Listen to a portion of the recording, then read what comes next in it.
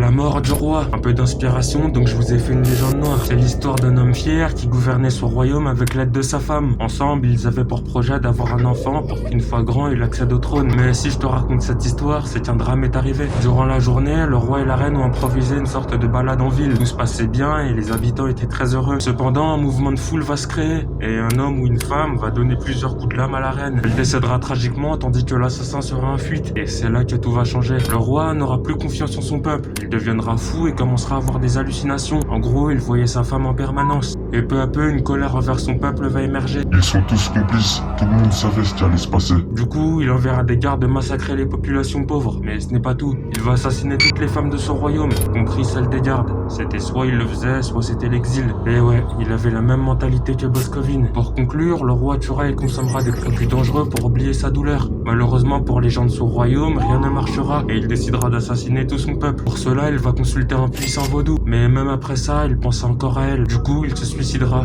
Et oui, l'ami, tout ça pour ça. Abonne-toi.